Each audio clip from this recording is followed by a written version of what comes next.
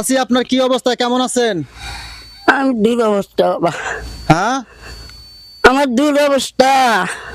আসসালামু আলাইকুম প্রিয় দেশবাসী, কেমন আছেন? আশা করি সবাই ভালো আছেন। সেবা বন্ধন ফাউন্ডেশন থেকে সদস্যবিন্দু আজকে আরেকটি পরিবারে চলে আসলাম, দরিদ্র পরিবার। এই যে দেখতেছেন, চাচির মুখ থেকে আমরা আজকে কথা শুনবো। শেষ পর্যন্ত ভিডিওটা অবশ্যই আপনারা দেখবেন। শেষ পর্যন্ত ভিডিওটা অবশ্যই আপনারা দেখবেন। শেষে তাকে আমরা কিছু তার জন্য নিয়ে আসছি, সেটাও দিব, তাও আপনারা দেখবেন। চাচি আপনার কি অবস্থা, কেমন আছেন? আমি দুরবস্থা বাবা, হ্যাঁ, আমার দুরবস্থা, আমার দুঃখ। আপনার খুবই দুঃখ। হ্যাঁ, কে দুঃখ কিসের জন্য? কেউ জামা ভাত দেয় না বাবা। আপনার স্বামী নাই? না, আপনার ছেলে সন্তান আছে, তার আগের জীবন ব্যবসায় হাতের ওপর।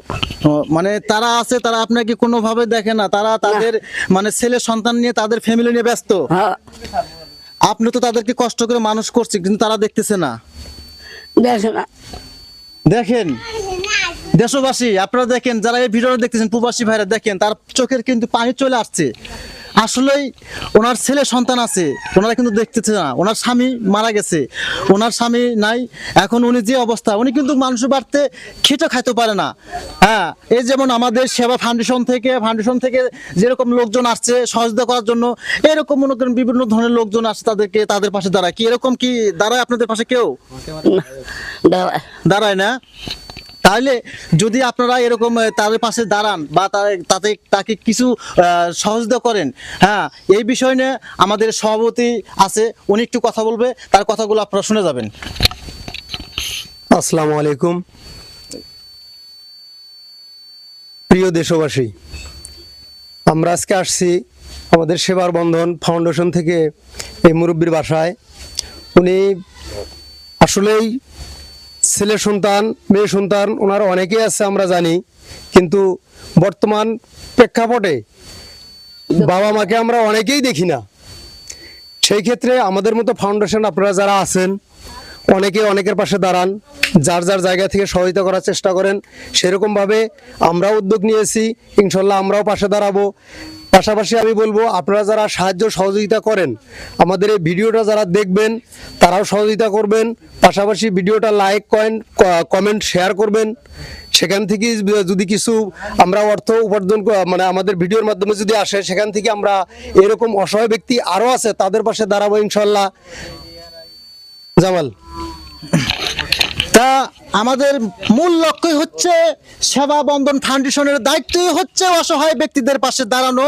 আর আল্লাহ পাক আমাদের যতদিন বেঁচে রাখবে, আমরা চেষ্টা করব অসহায় ব্যক্তিদের পাশে দাঁড়িয়ে কিছু সহযোগিতা করার জন্য। তার পাশাপাশি আপনারাও যদি চান, তা আমাদের সেবা বন্ধন ফাউন্ডেশনের মাধ্যমে কিছু দিয়ে সহযোগিতা করে পাশে থাকতে পারেন।